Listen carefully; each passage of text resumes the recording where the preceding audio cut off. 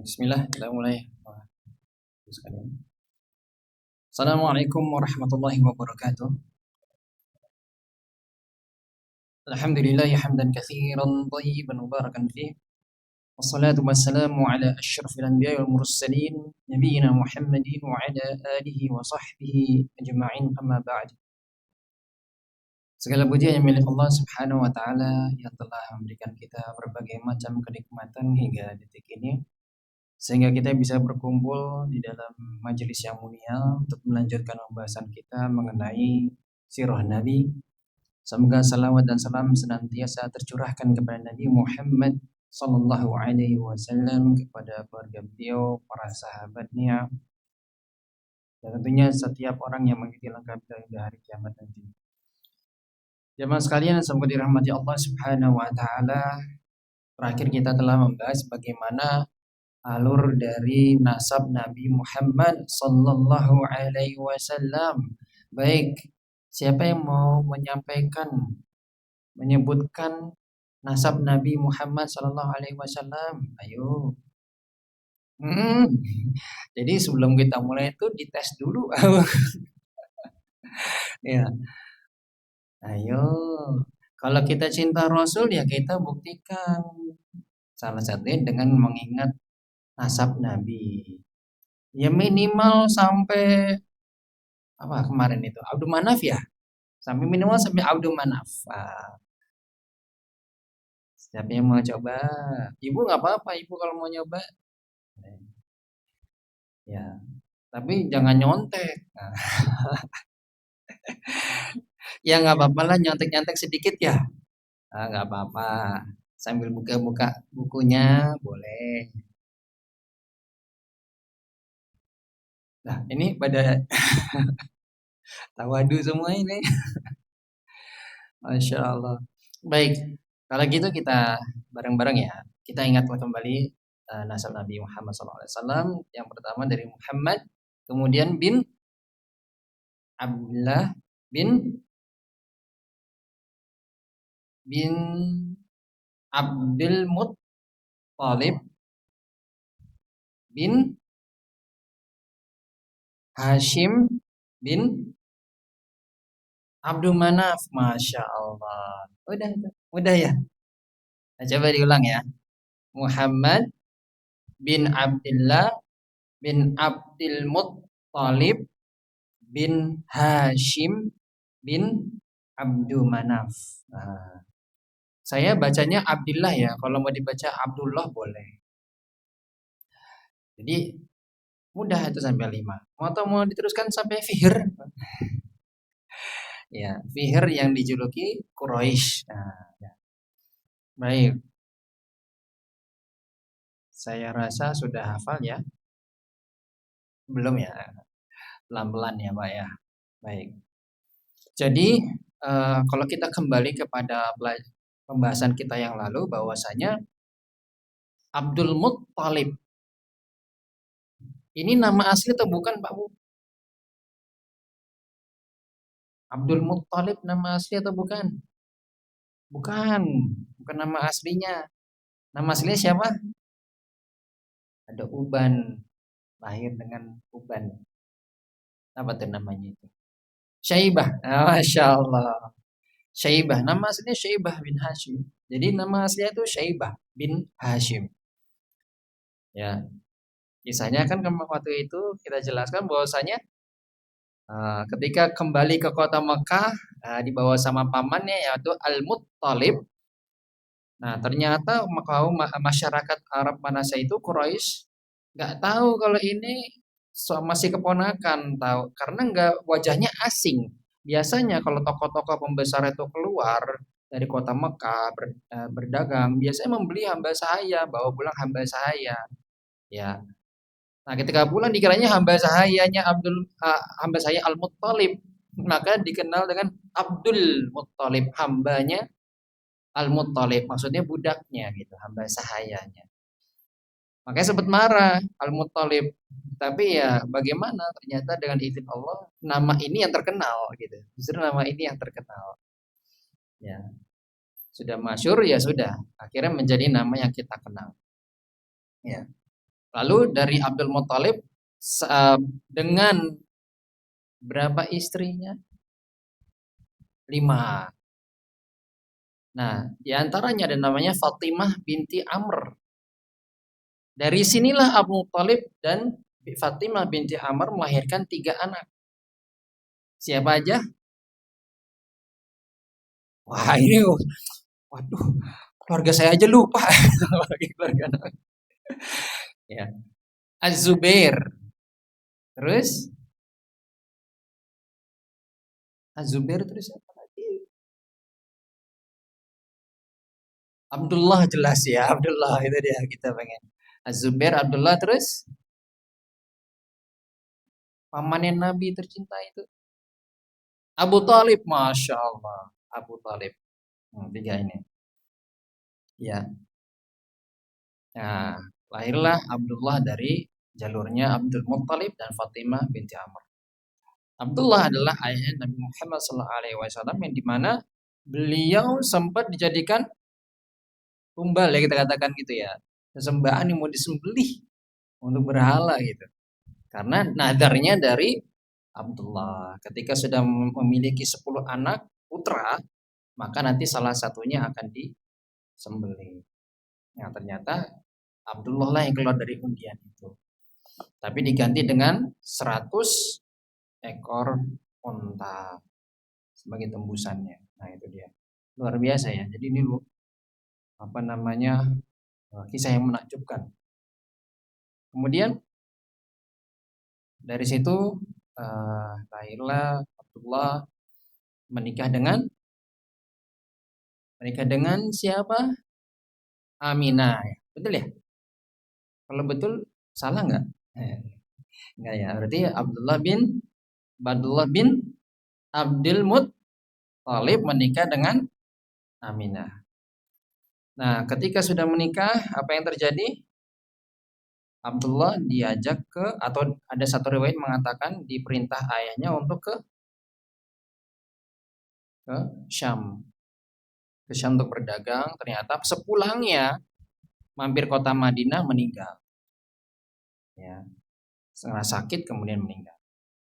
Ada yang mengatakan memang dia berdagang, gitu ya. Kemudian ketika meninggal ada perbedaan pendapat dari kalangan ulama, apakah Abdullah meninggal itu ketika Nabi SAW masih dalam kandungan ataukah sudah lahir 2 bulan, gitu ya. Nah, ternyata dikuatkan oleh Ibnu Qayyim rahimahullah taala adalah pendapat yang mengatakan Nabi SAW masih dalam kandungan ketika ayahnya meninggal. Begitu. Ya.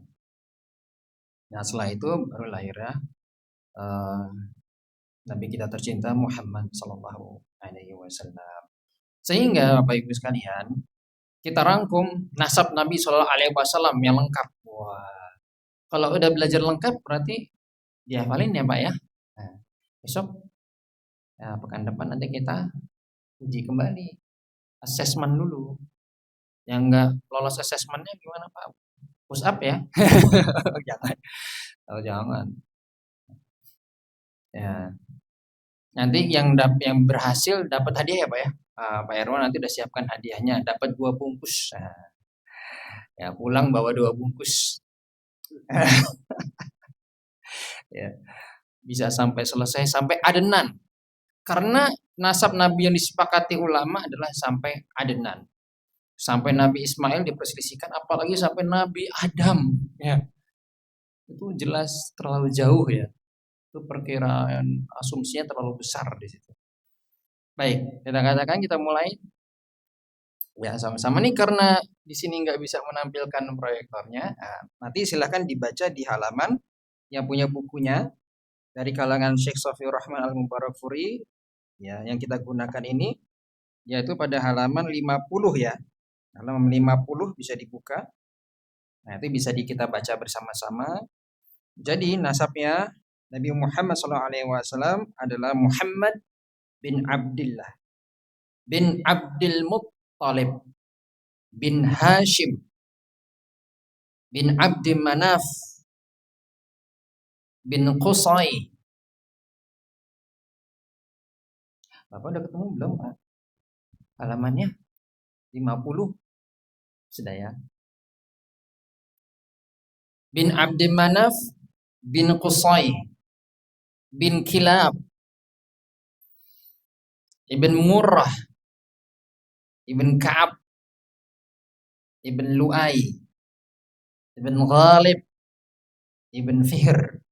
Nah, Fihr ini adalah yang dijuluki dengan Quraisy. Ibn Malik Ibn An-Nadhr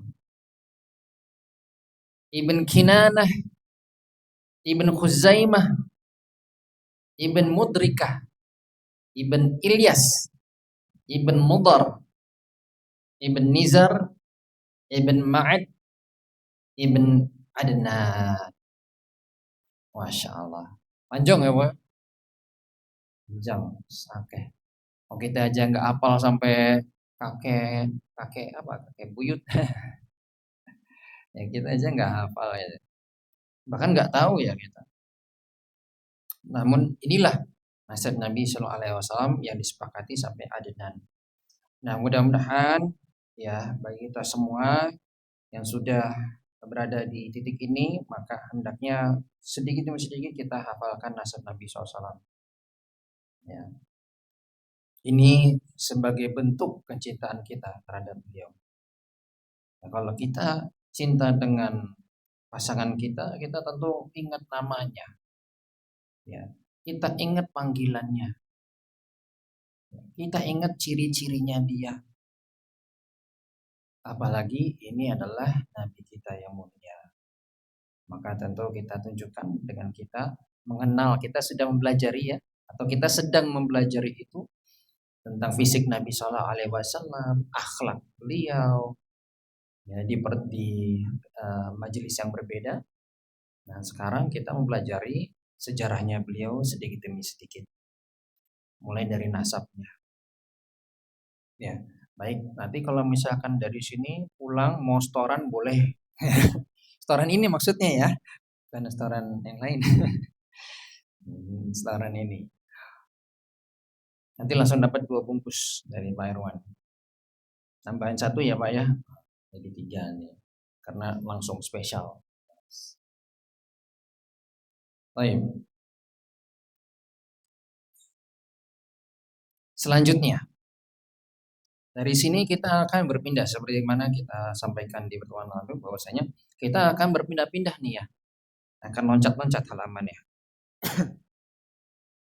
Kita akan beralih ke halaman 28.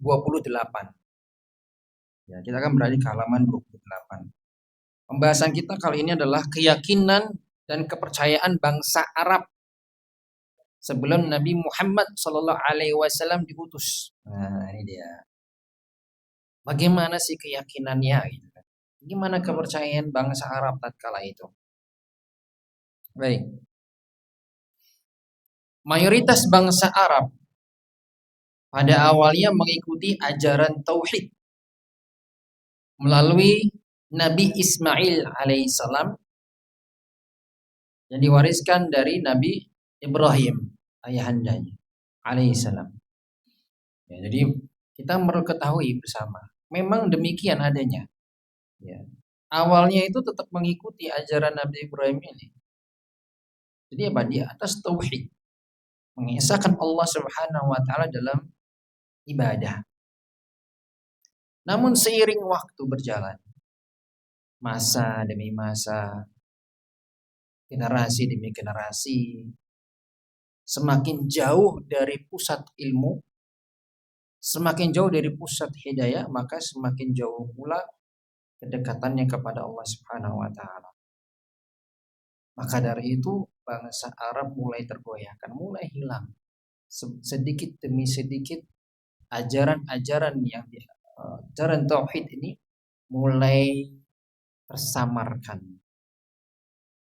Ya.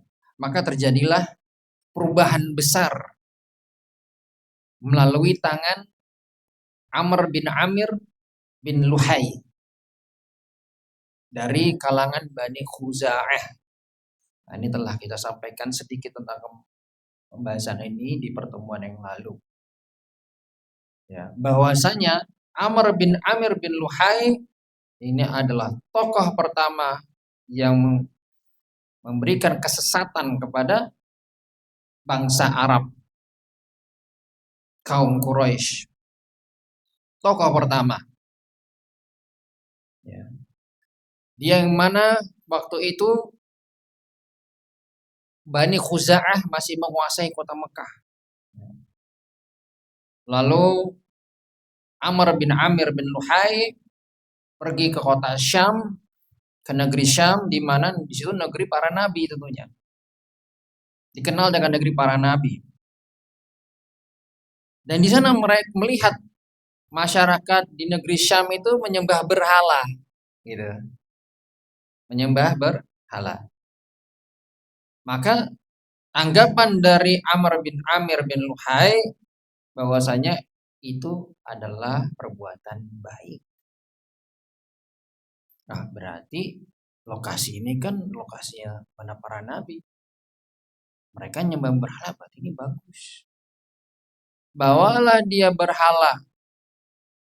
Salah satu berhala yang dibawa adalah namanya Hubal. Namanya Hubal. Dibawalah itu. Kemana? Kembali ke kota Mekah, ditaruh dalam Ka'bah. Lalu mengajak orang-orang untuk menyembah Hubal. Nah, ini dia. Yang dikatakan Hubal ini adalah perumpamaan dewa peramal.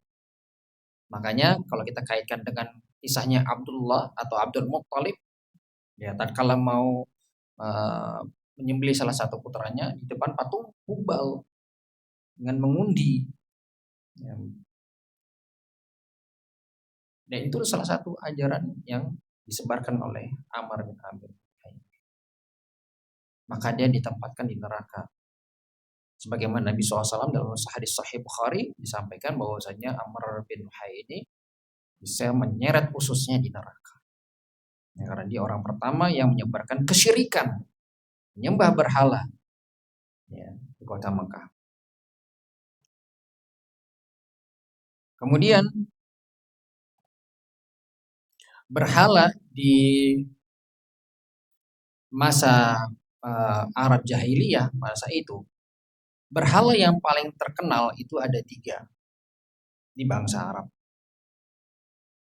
Ya, setelah ajarannya Amr bin Luhai ini sudah tersebar ke berbagai daerah di Jazirah Arab, berhala-berhala yang terkenal ini ada 3 dari bangsa Arab.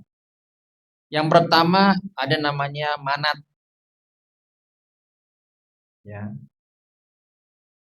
Kemudian ada yang namanya Lata, Lata. Yang ketiga namanya Uzza. Nah, Manat, Lata, Uzza. Ada 3, Pak. 3 berhala terkenal di kalangan bangsa Arab, ya, Arab jahiliyah. Manat ini di daerah Musyallal. Berhala Manat terletak di daerah Musyallal, di tepi Laut Merah, dekat Kudoit. Nah, ini dia. Nanti kalau mau tahu letaknya di mana denahnya, silakan cek di Google Maps ya. Karena kami nggak bisa menampilkan di sini, hanya di layar. Jadi nanti biarkan kalau penasaran bisa ngecek-ngecek ya di Google Maps. Kemudian Lata, berhala Lata terletak di kota Taif. Adapun Uzza terletak di Wadi Nakhlah, ya, Wadi Nakhlah. Jadi 3 ini tersebar nggak di satu tempat, ya, di tempat-tempat yang berbeda dan saling jauh-jauhan. Tapi ini 3 berhala yang disembah bangsa Arab dan terkenal dan sudah memang apa namanya? Oh, berhala paling tua, wah gitu. Ya, berhala paling tua. Baik. Kemudian Manat, Manat ini apa sih? Gitu. Berhala seperti apa sih? Manat berhala berbentuk batu, batu besar milik Bani Hudzail dan Khuza'ah. Mirip kayak di mana nih? Ya di negeri sana gitu ya. Batu disembah. Ya. Namun sebagian ulama mengatakan bahwa berpendapat bahwa Manat ini sebenarnya patung berbentuk wanita, jadi arca, wanita, perempuan yang disembah oleh suku Aus dan Khazraj. Suku Aus dan Khazraj. Jadi ada perbedaan pendapat di sini. Ada yang mengatakan ini batu, ada yang mengatakan ini memang berbentuk arca, ya, perempuan disembah oleh suku Aus dan Khazraj. Baik. Kemudian Lata, adapun Lata ini pernah disebutkan nih, berhala 3 berhala ini ngomong-ngomong pernah disebutkan di dalam surat An-Najm, ya. Telah disebutkan dalam surat An-Najm ayat 19. Bunyinya gimana itu, Pak? Afara'aitumul Lata wal Uzza wa Manata tsalitsatal ukhra. Disebutkan tuh 3 berhala itu. Manat, Lata, dan Uzza. Nah, untuk berhala Lata ini ada 2 penyebutan. Wah, kita bahas berhala ini. Iya, biar kita sama-sama tahu. Persis kita mengetahui apa yang disembah sama orang-orang jahiliyah, kaum musyrikin ini gitu. Saking gimana ya gitu ya. Kok bisa batu itu disembah itu kan gimana gitu. Maka kita perlu ketahui ini. Sehingga dengan ini, dengan mengetahui ini, berhala-berhala ini dari apa asal usulnya, sehingga kita tuh jadi semakin bersyukur kepada Allah Subhanahu wa taala atas hidayah yang Allah berikan kepada kita, hidayah Islam, hidayah iman. Kita orang-orang cerdas, orang muslim, orang cerdas. Orang yang berakal dan beriman. Karena tahu batu itu nggak bisa memberikan manfaat apapun. Kenapa disembah? Diberi nama pula lagi sama pemiliknya. Coba. Ya. Batu itu nggak bisa ngasih nama dirinya. Mas, saya batu, tolong panggil saya. Nggak ada. Gitu ya. Tapi itu yang namain siapa? Yang buatnya, ya kan? Lah, yang disembah kok malah pemujanya ini kok malah ngasih nama Tuhannya sendiri kan ini lucu gitu. Buat-buat nama Manat, nama Lata, dibuat-buat aja. Ini yang sungguhnya kita sadari bahwasanya uh, orang-orang di masa Arab, di masa jahiliyah itu sebelum datangnya Islam, ternyata mereka itu namanya kalau dalam bahasa sekarang pola pikirnya itu namanya fixed mindset. Wah, apa itu? Pola pikir tetap, bukan pola pikir yang tumbuh kembang, bukan. Kenapa fixed mindset, pola pikir tetap? Karena ternyata mereka hanya nurut sama nenek moyangnya. Mereka nggak mau membuka wawasannya untuk melihat bahwa saya ada ajaran agama ilahi di sini. Yang masa itu mungkin masih ada agama Nasrani yang murni, agama Yahudi yang murni. Ajaran-ajaran dari nabi sebelumnya yang masih murni, masih ada. Tapi saya kan tersebar ini di mana-mana.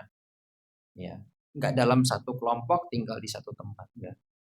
Jadi masa itu ada agama orang yang menganut agama Nasrani tapi murni dia menyembah Allah. Tapi kan ini tersebar di mana-mana nggak dikenal. Dulu nggak ada WhatsApp, nggak ada internet, jadi nggak bisa. Yuk kongkol bareng yuk gitu, kumpul bareng yuk, nggak bisa. Jadi udah nggak ketemu gitu.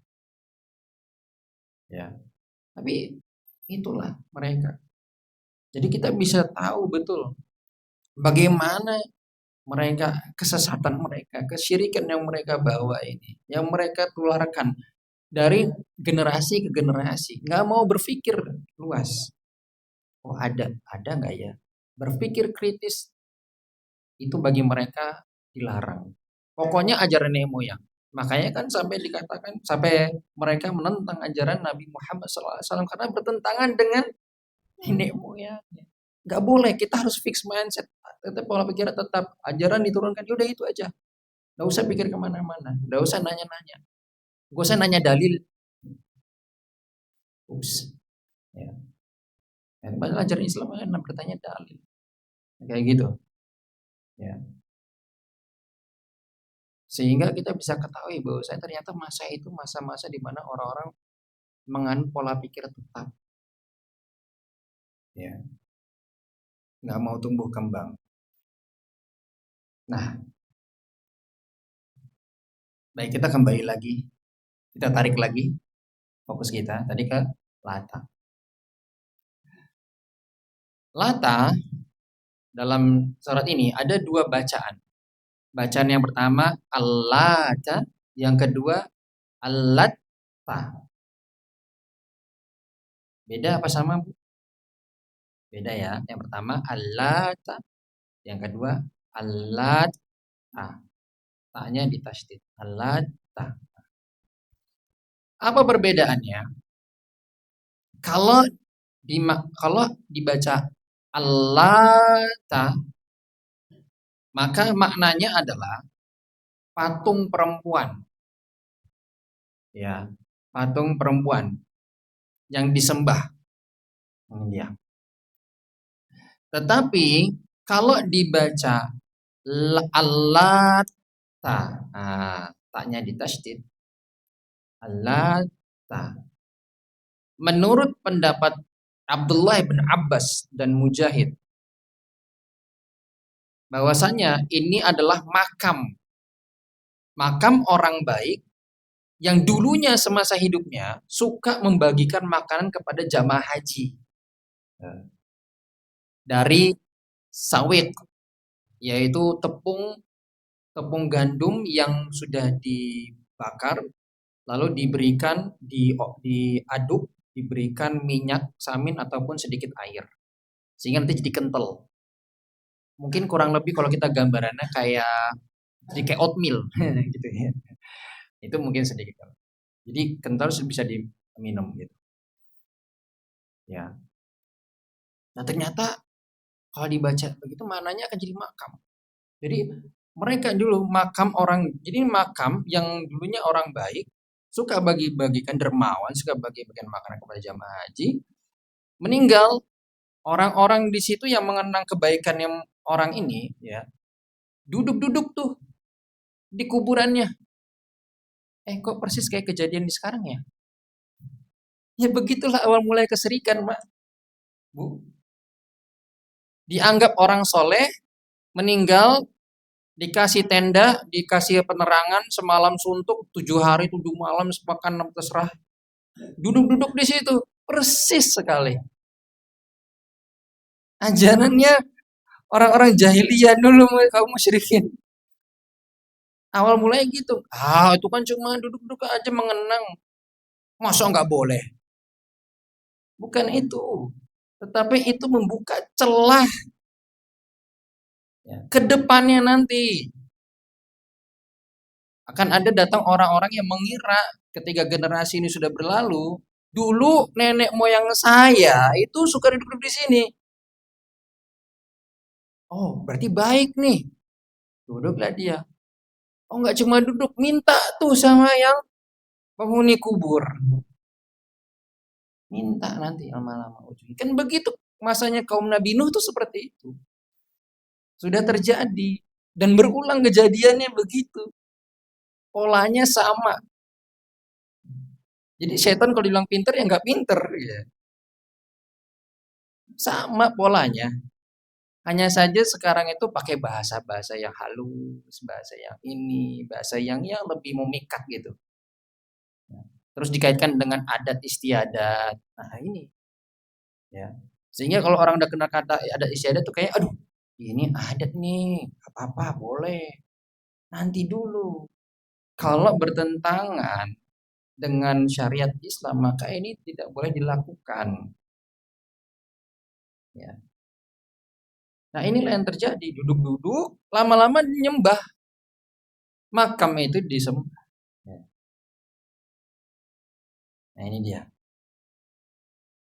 Nah ini kalau dibaca latah, gitu ya. Bukan latah ya. Kalau latah itu beda lagi ya. Ya. Suka latah ya nggak apa-apa ya, hindari sedikit lah ya. Suka latah ini. Tapi di sini maksudnya latah. Baik, kemudian berhala yang ketiga adalah namanya Al-Uzza. Uzza. Uzza ini dikatakan adalah pohon besar yang disembah oleh suku Gotofan. Nah, dan ketika masa Rasulullah SAW pernah mengutus Khalid bin Walid untuk menebang pohon ini. Nah, pohon disembah coba. Persis kayak di negeri mana itu? Matahari terbit itu ya. Sembah pohon besar. Ya, luar biasa. Pohon beringin kalau di sini kayak pohon beringin besar. Terus tempatnya ada makam. Wah, udah itu sakral udah. Ya. Persis kayak di satu daerah juga demikian. Dijadikan tempat penyembelihan. Pohon besar di makam, tempat penyembelihan hewan. Kalau nggak di situ nggak afdol. La haula wala quwata illa billah. Kok bisa? Ya. Ini nih. Menyembah pohon itu saya belum bisa masuk logikanya gitu. Iya. Ya. Apakah dahulu ada setan gitu ya? Bisik-bisik gitu ketika ada orang lewat pohon besar gitu, terus jinnya gitu jin yang nakal ini, ya kan? Langsung manggil-manggil, ayo, ini pohon sakral, datang ke sini. Kalau mau selamat, wah, nyembelih di sini, sembah ini. Saya nggak ngerti itu. Ya. Jadi itulah yang namanya sekali lagi pola pikir tetap. Ya pokoknya kata nenek moyang begitu ya begitu aja. Manut-manut wae. Ya, padahal nggak diteliti dulu. Bener nggak nih ajarannya? Kalau bener ya, Bo. Nenek moyang kita mengajarkan tauhid, kita teliti bener ternyata mengesahkan Allah dan ibadah ya kita ikut. Tapi kalau ternyata menyembahnya berhala, nah ini yang harus kita pikir-pikir ulang ini. Ini masalah keselamatan dunia dan akhirat. Gitu. Ya. Tapi memang sih masa itu perlu kita ketahui namanya fatrah. Masa fatrah, Pak. Masa fatrah itu masa apa? Masa kekosongan dari wahyu gitu ya. Dari nabi yang membawa wahyu. Dari masanya Nabi Isa alaihissalam ke masa Nabi Muhammad SAW kan jauh masanya. Apalagi kalau kita tarik lagi ke masa Nabi Ismail sampai Nabi Muhammad SAW, jauh sekali. Nah itu masa kekosongan Nabi itu namanya masa fatrah.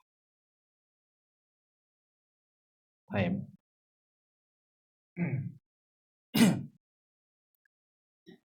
Oh, Bapak Ibu nggak bisa ngeliat ini ya. Saya sudah tampilkan yang ada yang nonton YouTube nanti bisa ngelihat ini sawik, contoh sawik. Nah, tadi kan saya sampaikan ya, dia orang baik yang suka bagi-bagian makanan jamaah haji, yaitu sawik, tepung gandum yang sudah ada dibakar begitu, kalau nggak salah. Terus diberikan minyak dan air diaduk supaya bisa dimakan.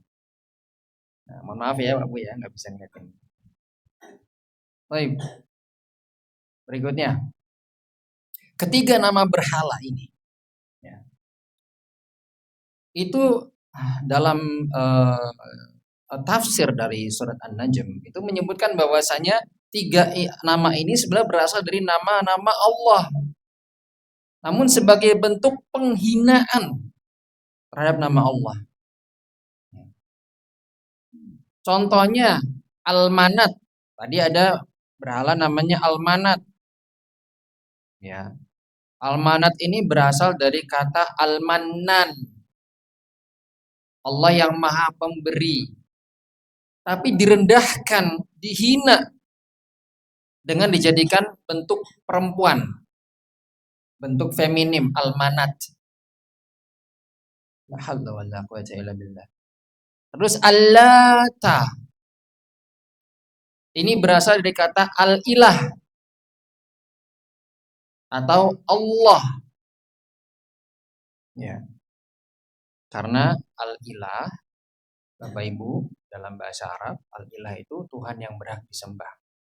Al-Ilah kalau misalkan digabung dengan lafadz maaf, ketika kita bilang ilah, ya ilahun, nah itu ketika disambung dengan alif lam, lalu hamzahnya diturunkan, hilangkan, digabungkan lamnya jadi tasydid, maka bunyinya Allah. Gitu. Nah, ini mohon maaf ya, ini nggak bisa tulis-tulis ini. Tapi bayangkan saja, jadinya Allah. Nah, ya tentunya Tuhan yang berhak disembah. Nah, seperti itu. Tapi dibentuk jadikan kata bentuknya feminim. Ya, perempuan. Al-Lata. Waliyadzubillah. Al-Uzza. Itu juga demikian dari kata Al-Aziz. Ini nama Allah yang maha perkasa. Tapi dihina dengan dibuat nama feminimnya. Ya, Al-Uzza. Jadi sebenarnya nama-nama ini nama-nama buatan manusia. Nama-nama dibuat sama pemiliknya. Kok bisa gitu disembah ya? Ya, Tuhan nggak punya nama. Kok disembah? Nah ini dia. Jadi aneh gitu. Ya. Baik. Tapi menariknya adalah bagi kita yang beriman aneh, bagi mereka yang kaum musyrikin enggak. Bagi mereka enggak aneh. Ya, karena tadi itu fixed mindset. Pola pikirnya udah tetap. Ya udah ini enggak aneh bagi. Kenapa?